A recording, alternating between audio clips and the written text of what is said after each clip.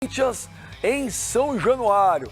Um jogo sempre difícil. E pelo que a gente viu contra o Grêmio domingo, Edmundo, o jogo que o Vasco está preocupado mesmo é contra o Corinthians, né? Porque pouparam o Luiz Fabiano contra o Grêmio para jogar hoje. Então acho que o foco, né? Eu acho que foi a semana que a gente falou que o Eurico falou que em São Januário tem que ganhar todos os jogos. É obrigação ganhar em casa. O Vasco, o estádio de São Januário já foi o maior aliado do Clube de Regatas Vasco da Gama, né? Do time. E a sua torcida também, que está fazendo a sua parte, está lotando o estádio. Eu entendo que nesse início de campeonato, essas primeiras 5 rodadas, é o confronto mais difícil para ambos. Tanto para o Vasco quanto para o Corinthians. Para o Vasco porque encara um dos mais regulares da temporada, o que menos perdeu, 17 jogos sem perder e com uma consistência tática muito boa, que é o time do Corinthians. E pro Corinthians também pega um time que vai jogar em casa com 100% de aproveitamento, que a torcida tá apoiando. Então é um jogo bem difícil. O Campeonato Brasileiro, ontem tivemos Fluminense e Atlético Paranaense, foi difícil. Hoje, Sport e Flamengo, não dá para arriscar quem vai ganhar. Curitiba e Palmeiras, muito menos. Então, assim, tem sempre essa rivalidade, essa peculiaridade no Campeonato Brasileiro, que os jogos são sempre muito difíceis. Mas se o Vasco conseguir realmente fazer do Estádio de São Januário um caldeirão, ele pode conquistar todas, ou a maioria das vitórias, jogando no seu estádio e chegar numa posição legal na tabela. Ô Pascoal, nós estamos vendo aí, esse Corinthians e Vasco, foi o Corinthians em 2015. 1-1, e o jogo que o Corinthians se tornou campeão brasileiro. Agora, o Eurico quer que ganhe todos os jogos em São Januário. E o Corinthians, Pascoal? O Corinthians vem completo? Não, o Corinthians vem com alguns desfalques. Vem com o Paulo Roberto na lateral direita, porque o lateral reserva, o Léo Príncipe, também está machucado. O Fagner está na seleção? E o titular está na seleção brasileira, que é o Fagner. Vem com o Pedro Henrique na zaga, uma outra... Já o Pedro Henrique já tem jogado algumas partidas em lugar do Balbuena, que foi cortado também da seleção do Paraguai. O Guilherme Arana na lateral esquerda, no mais, o Pablo na quarta zaga. No meio-campo, o Maicon conseguiu se recuperar de uma dor que tinha na perna e vai começar o jogo. E aí entram duas novidades. O Marquinhos Gabriel aberto pela direita e o atacante, o Cleison Romero, aberto pela esquerda. Então, o Corinthians tem... Joga o Cleison? Cleison Romero, isso. O Cleison, não. O Cleison que veio da Ponte. Isso. O Cleison que veio, não o Cleiton. Confundo com o Cleiton. Clayton. É Cleison e... Não, o que veio da Ponte é Cleison ou Clayson? Não, Cleison. E o outro que veio já do Atlético, que era do Figueirense, é Cleiton. Mas, Pascoal, eu te convido a chamar o jogador de Clayton. Sabe por quê? Se você disser Cleison e Cleiton, a sonoridade é muito próxima. Mas você vai modificar o nome do cara. É melhor você falar, um é o titular, o outro é o reserva. Não, mas os dois Cleison e Cleiton. Tem alguma dificuldade nisso? O Cleiton não pode ser titular do time do Corinthians. O Cleiton? Pode. Pode? Claro que pode. Se o Romero O Romero é um monstro. Se o Romero o Cleiton pode ser titular. Mas o Romero é só a minha opinião. Tecnicamente ele é melhor, o Cleiton. Só que talvez ele não se enquadre no sistema tático, porque taticamente o Romero cumpre uma função de proteger o Fagner como ninguém faz, né? Então, o Corinthians, mais que um time, é um conceito. É isso que faz do Corinthians um time diferenciado dos demais nesse campeonato. Para ser campeão? Não sei. Mas o Corinthians é um conceito que começou com o Mano e foi aperfeiçoadíssimo com o Tite. Aí houve umas bobagens aí da direção do Corinthians, contratações aí do Cristóvão, do Oswaldo de Oliveira, e agora esse conceito foi retomado com o Carille. Então, quem entra ali sabe o que tem que fazer. O cara vai dar a vida dele para ser eficiente dentro do sistema montado pelo Carille. Claro que há jogadores que têm mais qualidade do que outros. Por exemplo, sai o Rodriguinho, é difícil você encontrar um substituto. É a mesma coisa pro Jadson. Vai Marquinhos Gabriel. Então, é difícil. Mas o conceito, a filosofia, ela sempre está presente quando o Corinthians entra em campo. Então, o Corinthians não perdeu nenhum jogo até agora. No campeonato não tomou nenhum gol. Não tomou nenhum gol também. Então é um time difícil de ser batido. Não tomou nenhum gol ainda? Não tomou no nenhum Brasileirão? Não. Ainda não. Não tomou nenhum gol no Brasileiro. Como não? A Chapecoense foi 1-1. Perdão, só na estreia. 2 jogos que ele não toma gol. Então desculpa aí. 3. O quê? 3 jogos, não O 2. Santos não tomou nem contra o Vitória, nem contra o Atlético Goianiense. Isso, então são 3 jogos sem tomar gol. Tomou só no primeiro jogo. Então é aquilo que eu falei, esse conceito, essa filosofia, essa maneira de encarar o jogo, que, repito, começou com o Mano, tá? Aí o Tite vem, eleva o Corinthians completamente de patamar. Eles tiram o Corinthians daqui, vamos supor, e leva o Corinthians aqui. Tá? Aí quando assume o Cristóvão e o Oswaldo Oliveira, faz isso, vai lá pra baixo. Aí volta o Carille, começa a estar daqui e já está um pouquinho mais acima.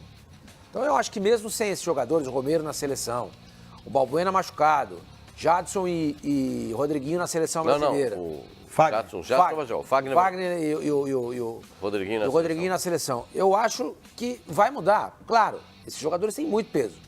Mas o conceito, a filosofia permanece. E o Corinthians vai ser um time difícil de ser batido hoje à noite, mesmo com o Vasco jogando em casa. O Vasco não é favorito hoje? Não tem favorito esse jogo. Não tem favorito. Mesmo com o Vasco jogando em casa. Eu, sinceramente, não me surpreenderia, por exemplo, se o Corinthians ganhasse esse jogo. Não tem favorito, Edmundo? Mesmo sendo em São Januário, com a torcida, a pressão? Acho difícil você apontar um favorito. Mas a torcida jogando junto, o time do Vasco tem melhorado bastante. E os desfalques do Corinthians, acho que faz com que o Vasco tenha mais chance. Se vai ganhar, eu não sei. A gente vai ver, pelos números, o Vasco vai atacar mais, vai finalizar mais. Porque é o jeito do Vasco jogar em casa. E é o jeito do Corinthians jogar fora. E é o jeito do Corinthians se comportar fora. Mas isso não necessariamente se traduz em resultados, né? O que vale é aquele número lá de cima, não os outros, né? É o número final do placar. Esse é o que vale. Posse de bola, finalizações, essas coisas não contam muito. Mas eu acredito que o Vasco é favorito. Com relação a essa partida, Benja, eu concordo com o Edmundo, vai ser a partida mais difícil que o Corinthians fará no Campeonato Brasileiro até então, porque a última partida contra o Santos é um clássico. Só pegou uma mata até agora, não, só baba. É um clássico. O Santos é um clássico. Mas não deixa de ser um clássico, gente. Mas pelo fato de ter sido na Arena Se o Corinthians ganhar do Vasco, amanhã eles vão falar, mas o Vasco não tá bem. Pois é. E assim mas vai. o Vasco, o argumento que ele vai falar é um time que estava na Série B. Mas empatou com o líder do campeonato, explica pra eles. O Corinthians ele empatou com o líder do campeonato, ganhou do campeão baiano, que foi o ano Vitória. passado o líder do campeonato O Corinthians ganhou do Atlético Goianiense, que era obrigação, e ganhou do Santos, que é um clássico. Só pegou baba. Então, Flavinho, se a gente pegar o retrospecto até aqui, 17 partidas sem perder. A última derrota do Corinthians foi no Campeonato Paulista, para a Ferroviária, jogando fora, e o Corinthians foi prejudicado pela arbitragem. Oh, não! É fato. Era Peraí. Aí ele tem razão. O Alain Mineiro bateu o pênalti, dominou a bola com a ajeitou a bola com o braço e fez o gol. A frase, o Corinthians foi prejudicado pela arbitragem, ela não existe em nenhum idioma. Existe sim. Ela não existe. Ela não faz sentido. Se você botar isso, se você deixa botar o Mano isso... terminar. Se você bota no Google... O Mano vai terminar. Você bota no Google... Termina. O Corinthians deixa o Mano terminar. Fala, prejudicado pela arbitragem. O Google fala... Vai, Mano. Fala. Não, pode ir. Fala. A situação é a seguinte, então o Corinthians ele vai pegar um adversário extremamente duro, concordo com o Edmundo, a torcida está apoiando o Vasco ele não vive um bom momento? Não vive, mas a torcida ajudando, ajuda muito os jogadores, cara. O Vasco sabe das suas limitações, o Vasco não briga pelo título do Campeonato Brasileiro, mas como o Edmundo disse, em São Januário está 100%, e se a torcida continuar apoiando aí até o término do campeonato, coisa que eu espero que aconteça, o Vasco não cai novamente para a Série B, coisa que o Flavinho deseja. Agora, com relação ao Corinthians, você deseja o Vasco caia pra Série B. Não desejo nada. Eu só falei que o Vasco tem que jogar o campeonato. Não. O Vasco tem que jogar esse campeonato para não cair. É isso que eu falo. Ou seja, eu não estou desejando nada. Não desejo nada. Diretamente você torce contra os grandes. E o Vasco é um grande Mas deixa eu perguntar, Edmundo, desculpa, você vai continuar. O Vasco tem que jogar para não cair ou o Vasco tem que jogar para ser campeão? Não, a história do Vasco diz que ele tem que jogar para ser campeão. Mas essa gangorra de subir e descer deixa qualquer um assustado. Primeiro você tem que montar uma filosofia, como disse o Sormani, que tem implantada no Corinthians, que é uma solidez, um sistema defensivo, você criar um time e a partir daí você buscar novos desafios. O Vasco foi campeão brasileiro, carioca, em 2015 e em 2016. E caiu em 2015. Então E quase não subiu em 2016. Quase não subiu em 2016. É um parâmetro que não deve ser levado em consideração, porque os jogos no Campeonato Brasileiro são mais difíceis. Agora, essa ideia que está sendo colocada pela diretoria e comprada absorvida pelos torcedores, é sensacional.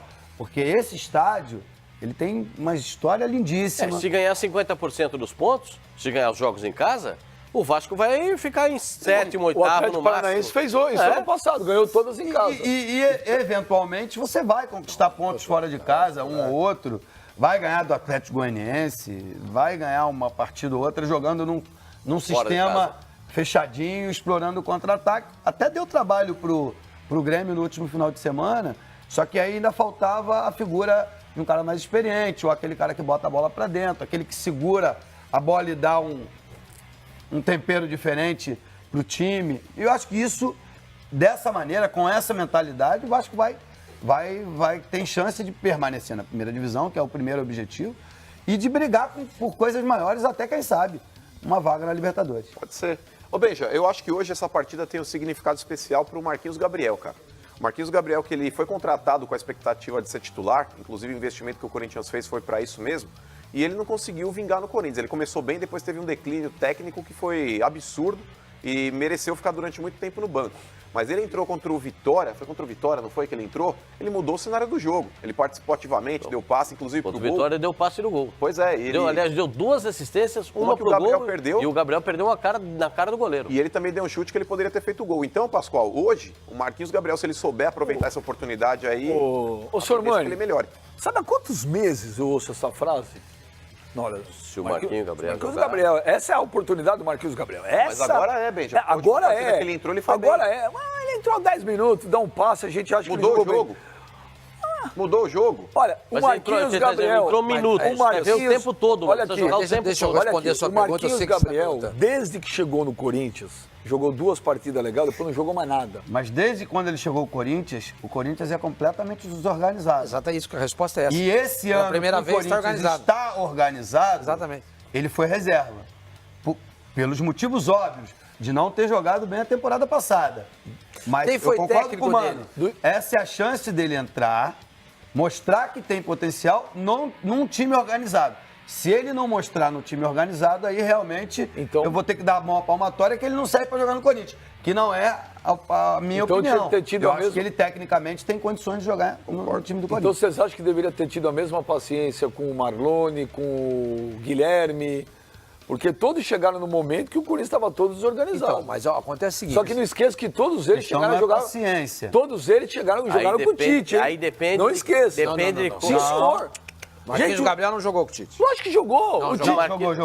jogou. Foi pedido. Quantos jogos? Mas jogou. Não foi muito, não foi muito. Não, nada. lógico que não foi. O Tite foi para a seleção. Exatamente. Eles foram pedidos Sim, mas pelos o Tite Gente, pediu Marquinhos Ô, Gabriel, o Benja, Tite que eu pediu queria falar. Marlone, o Tite Sim, pediu mas ele mal dirigiu Guilherme. os jogadores. Ele mal dirigiu os jogadores. Eles não tiveram tempo de, naquela época, Giovanni entender a filosofia Giovanni corintiana. Augusto. Entendeu?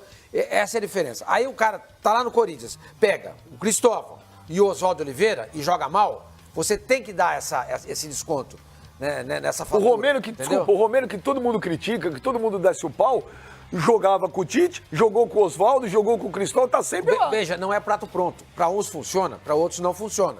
Entendeu? Então, o que eu quero dizer é exatamente isso que o Edmundo falou.